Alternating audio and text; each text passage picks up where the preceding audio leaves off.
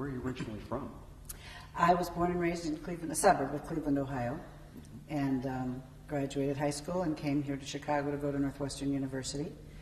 And then the rest is history. I stayed in Chicago and taught school for about 3 or 4 years, and then married my husband and continued a life of volunteerism thereafter.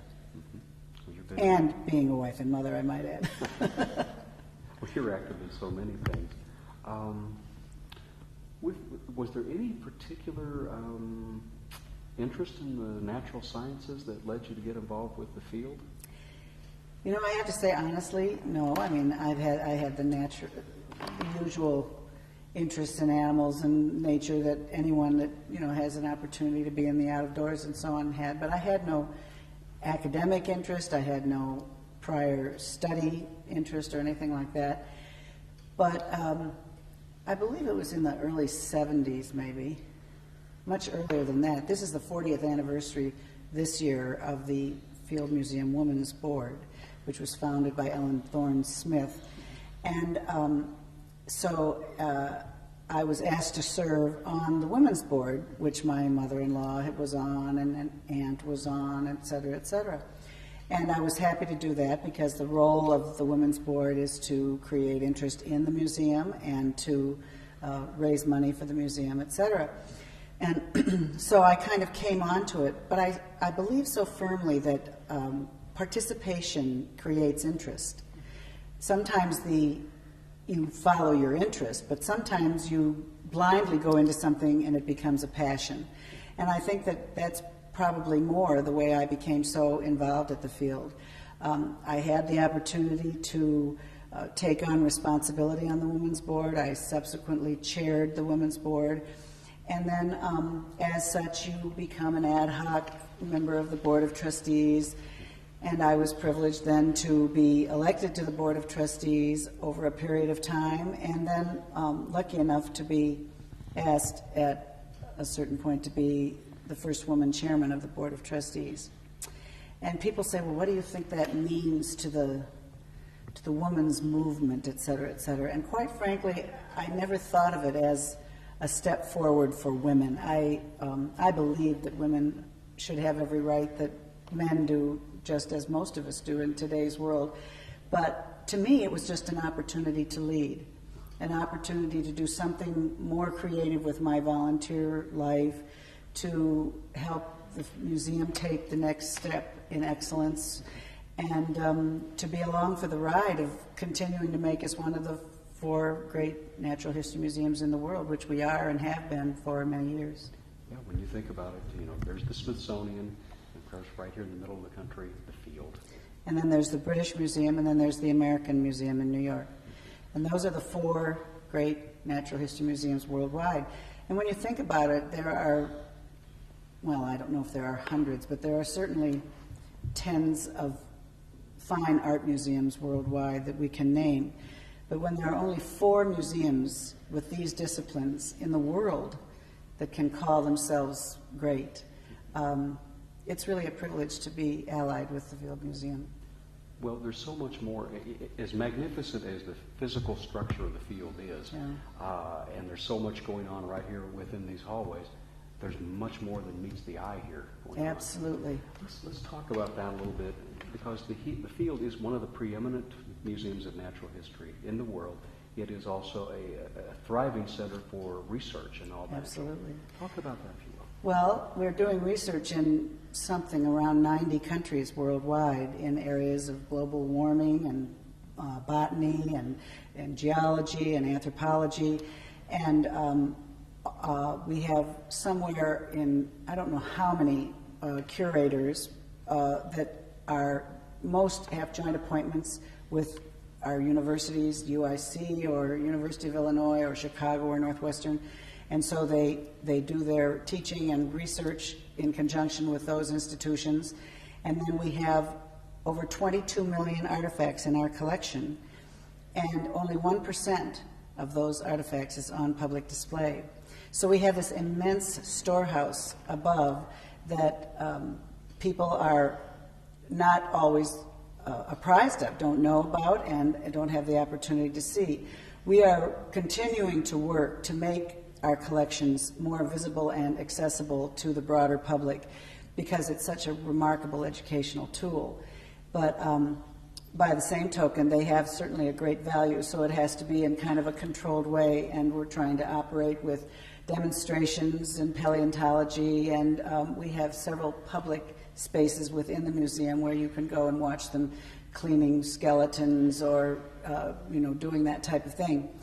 But our research is just so important, and then we wind up studying in Peru the issue of global warming and the effect on plant life in the world. And we were instrumental in Neil Shubin's discovery of the fish with feet. I don't know if you read about the footed fish.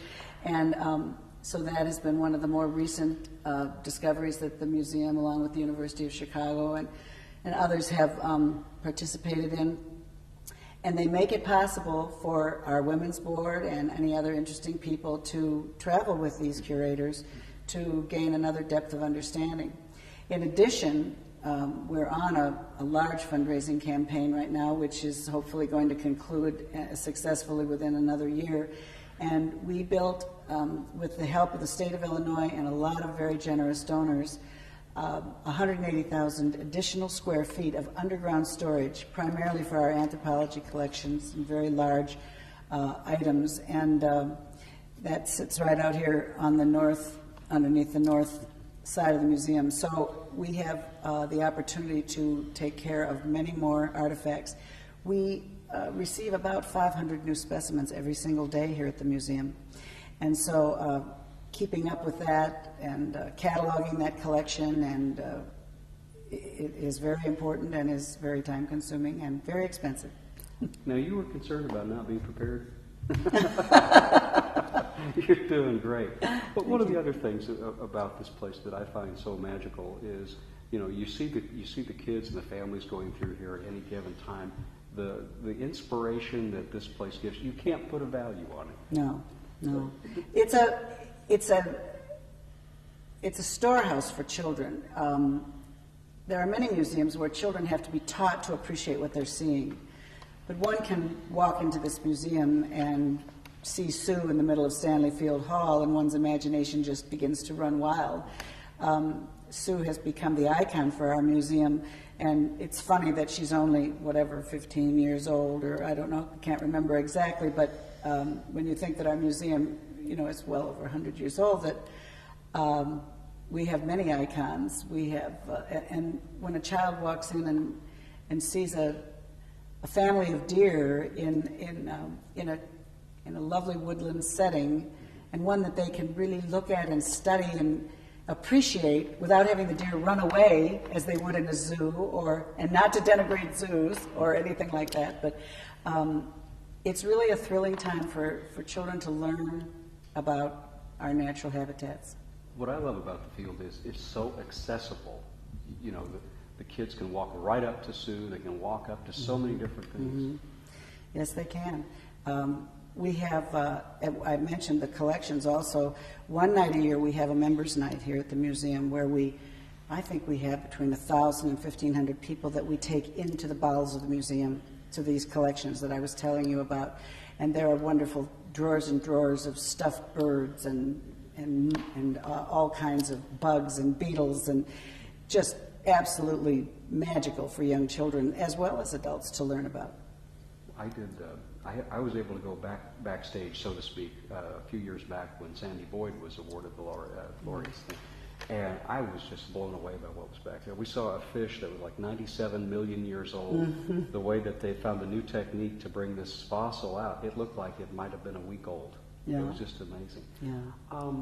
The field, of course, is, as someone who comes from an educational background, as a teacher, former teacher, you can appreciate all that the field does in terms of educating young children.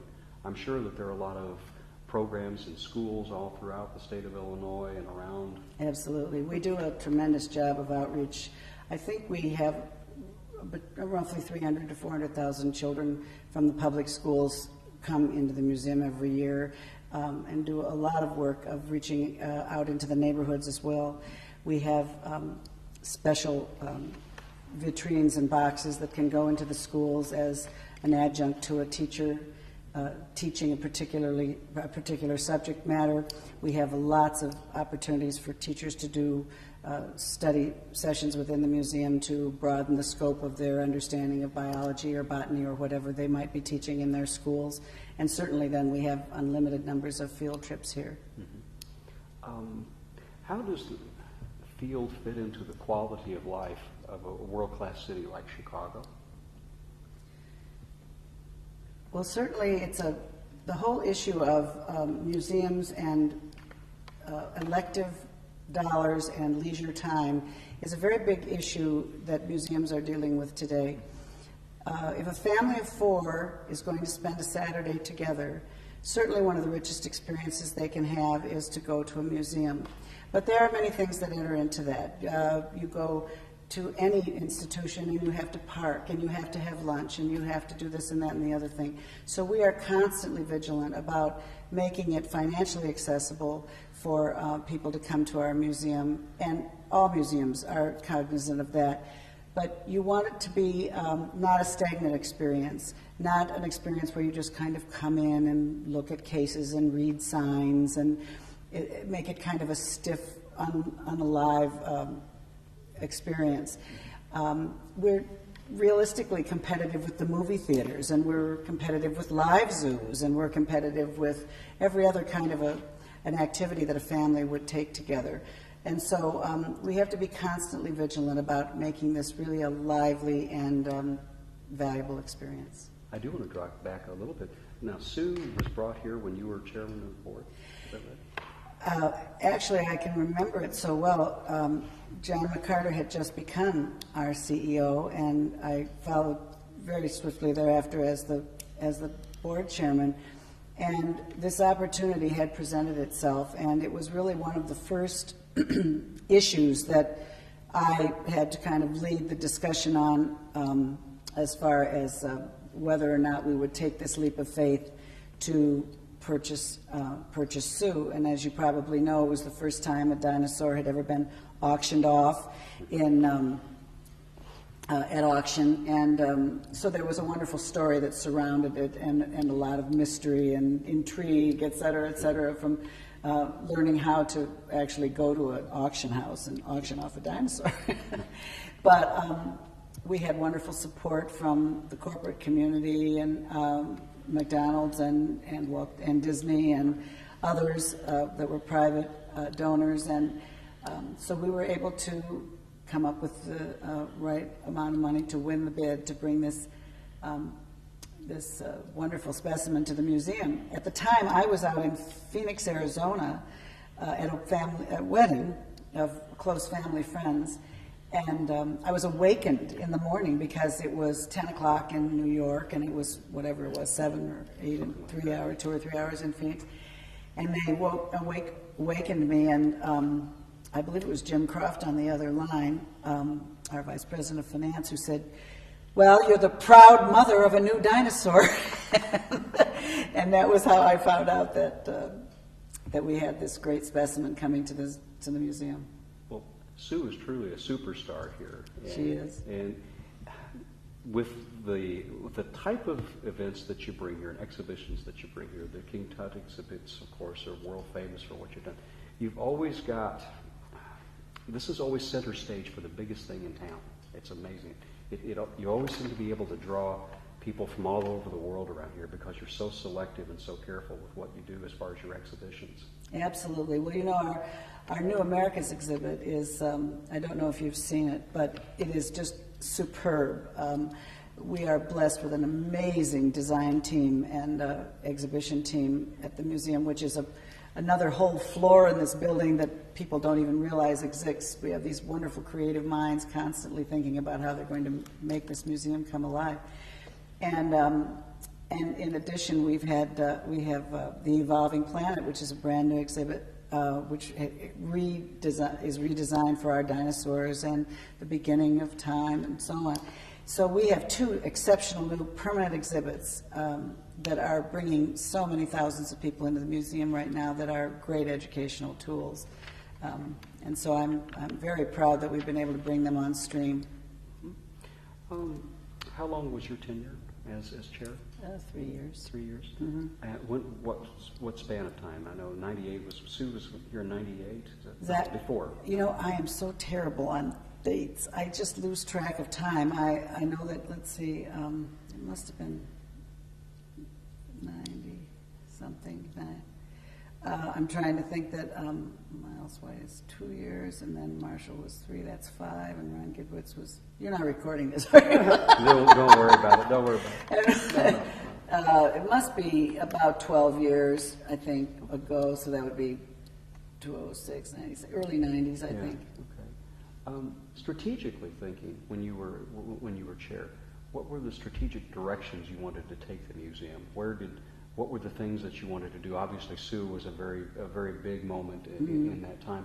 But what were the kinds of issues and challenges you faced, and where you thought maybe the museum could grow?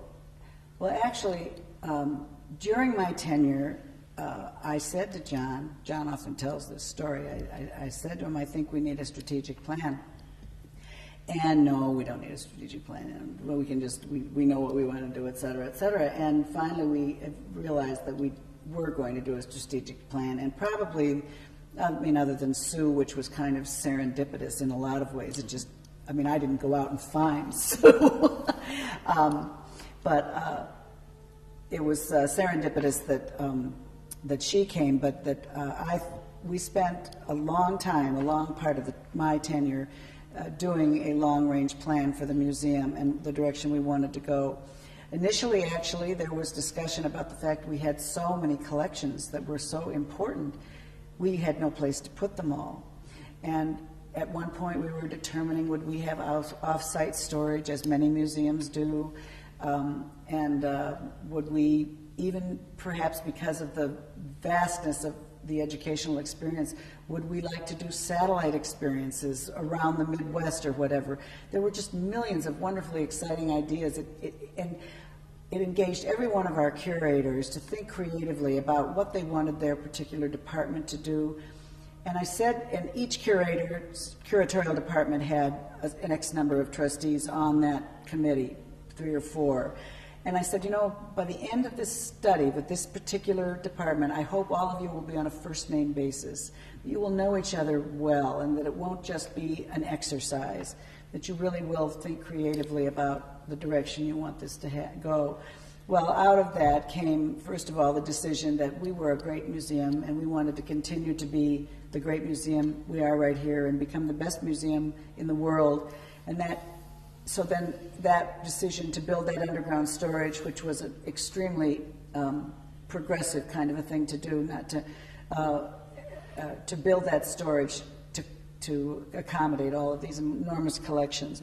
And then to decide, you know, the order in which we would rehab a lot of these great halls we have.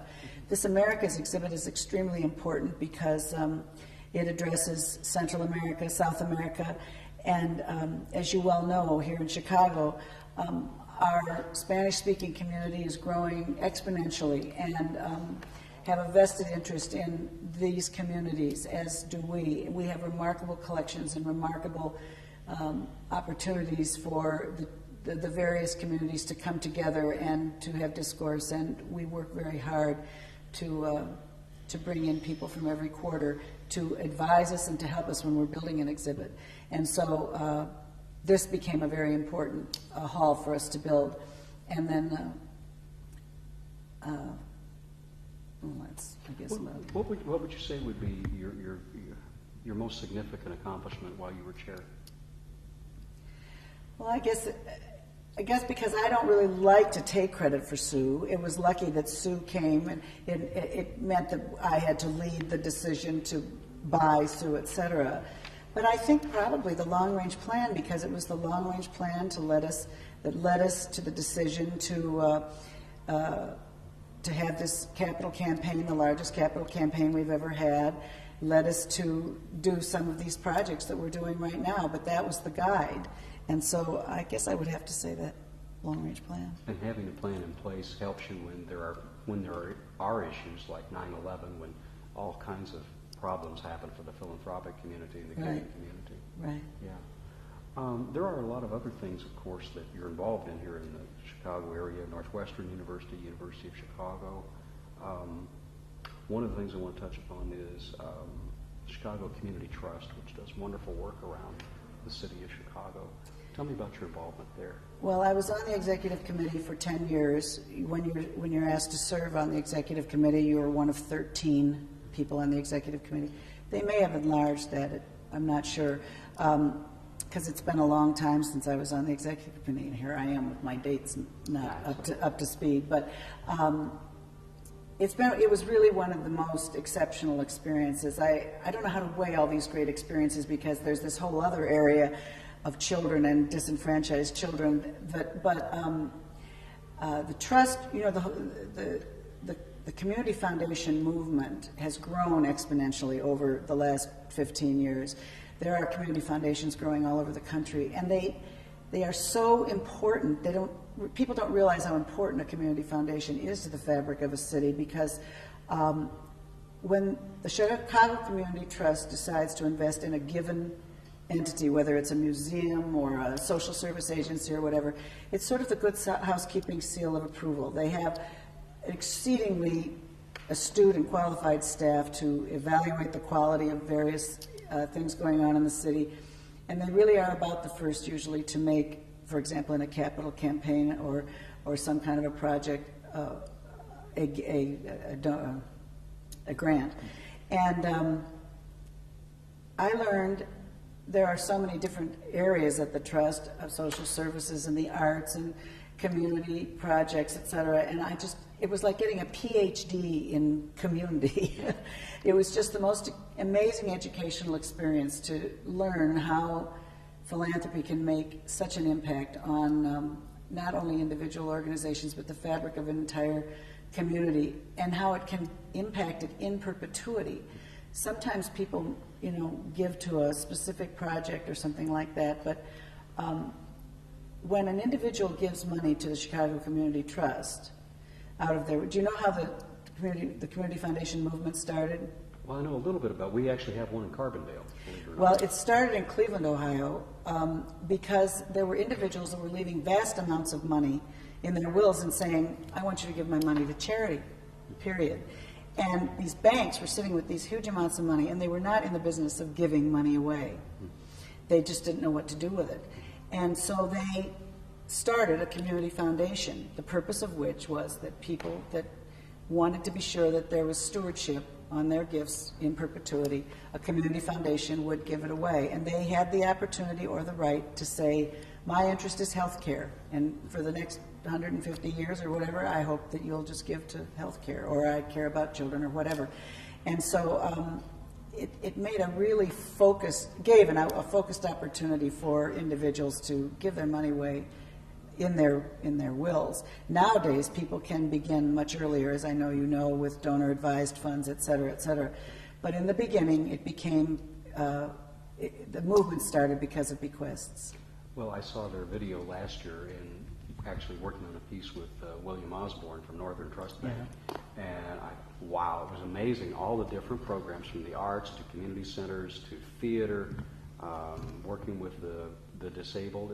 It's an amazing. You know, the Northern Trust was the first company or corporation to make a huge gift to the Chicago Community Trust. $1 million it was, and this was probably was 15, long time, in honor of their 100th birthday, I think it was. That was how they chose to celebrate their birthday. It was a very important thing to show the corporate community that this is one way that they could be responsive to community needs through a community foundation. I was really struck by what that corporation has done in terms of stepping forward and trying to make a difference in the city. Right.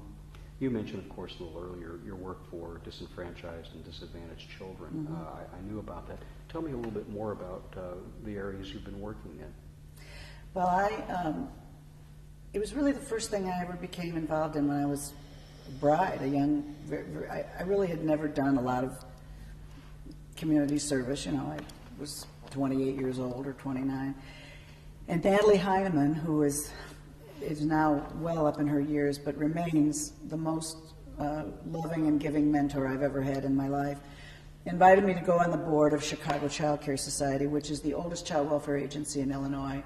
Originally, they were the Chicago Orphan Asylum and were an orphanage, but then in the early 30s or the 40s, I believe, they just they closed the orphanage and just started serving in foster care, adoption, teen pregnancy, etc. Was this part of the old Chicago Foundling Hospital? No. I'm just curious. No. I have a late friend who was involved with that. Yeah, there are a number of agencies like ours. Children's Home in Aid of Illinois. They all started. Child care started in 1849. There was this huge cholera epidemic, and many children lost parents. And so they opened many of these orphanages, and it actually happened quite a bit around the country. The child care was the first one. The old orphan asylum building is still down on the south side. And, but then eventually they closed the orphanage because that whole movement went out of favor and went into foster care, and we went into teen parenting and adoption and family counseling and a full range. But as I've always said, and I said earlier in this interview, when one participates, eventually one becomes knowledgeable about what the issues are, and one begins to care. So from that point on, I went on the United Way board, and I was on the United Way and worked on the United Way for 25 years. One way or another, I was on the board of directors and in various committees, etc. And so that just broadened my scope. And then Chicago Child Care Society was a member of the Child Welfare League of America, which is sort of it's a membership organization for all the quality child serving agencies in the country, and does the advocacy in Washington and publishes all the great work in child welfare, etc.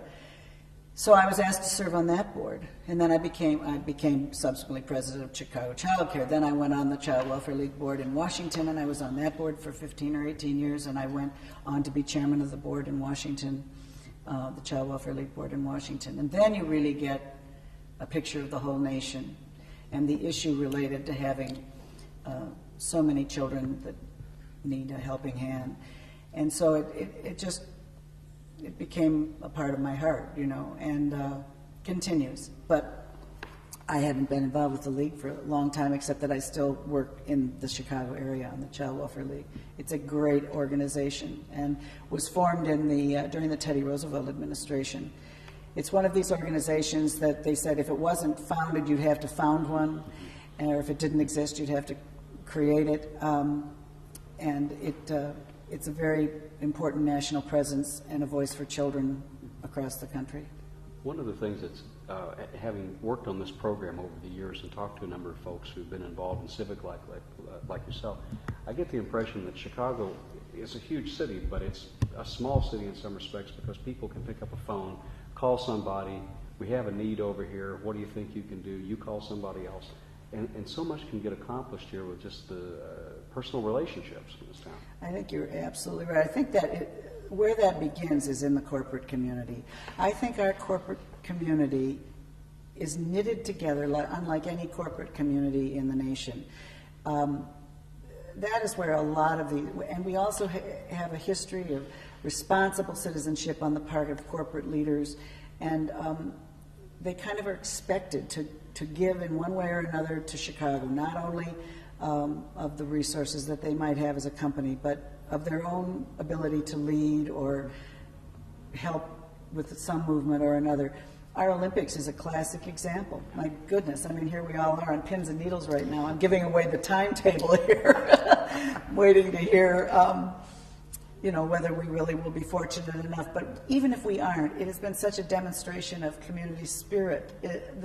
Chicago just has a spirit. I have friends in New York that have said, there's just no way that we could do something like that. You know, it's so fragmented and it's such a big city. And so people look on with pride, almost as much pride as Chicagoans do of their own city.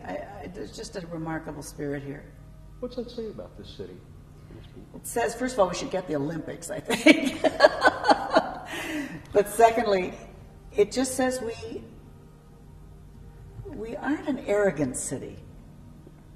We are a city that just wants to be better, you know, for our citizens, and create a climate and a sense of community where people want to live, and that they can educate their children, and that they can have nice family lives, and have recreational facilities, all of the things that a great city can provide. I don't think it's anything beyond that. I mean, you know, if we can just sustain that and build on that, what else can one offer? I mean, you know, we're here for the people who live here as a city, and we serve the citizens as a city. I'm the royal we, whoever that is. We have great leadership with the mayor, I think, and we're just very lucky to have a kind of a remarkable climate here. Our Chicago Humanities Festival, now 12 years old, another thing I've been involved with and have great passion for. There's an example where New York has said, it's amazing that you've been able to create 2 solid weeks of these remarkable learning opportunities and lectures for only $5 a piece, you know, for anybody in the community to come for 2 solid weeks. It's just an amazing thing. Now, this happens at multiple sites, doesn't it? It happens all over. It does, but the multiple sites are accessible to each other. It's 2 solid weeks, the first 2 weeks in November, and this year the subject is climate of concern. We're dealing with the global warming issues, et cetera. And they have, there are lectures that are at the Newberry Library. You can come to lectures at the Field Museum, any place basically that has an auditorium or a place where you could have people speaking on their area of expertise. And you will find yourself, I find myself on a Saturday hopping in a cab and going to the 9 o'clock lecture at the Harold Washington Library and the 10 o'clock lecture at the Field, and you exhaust yourself, but it's just it's a groaning board of richness, you know, it's just fabulous. Well, like I said earlier, I don't think we had any problem with preparation. You've done a fabulous job. Just to sum up, you've given so much, but you seem to have received so much from the volunteer efforts that you've had over the years. What's been the most satisfying thing for you about your involvement here? Just the opportunity to be a community participant, you know, to just know what's going on, to care about what's going on. You have to participate before you can care, you know? And so I don't take any credit for any of it. I have a lot of energy, and I love to learn, and I love to serve. And so in these opportunities for volunteerism have selfishly, I feel, broadened my understanding of our society and our city and the needs that we all hope that we can meet. Well, this has been delightful. Thank you so much. God, I feel like I just rambled. No.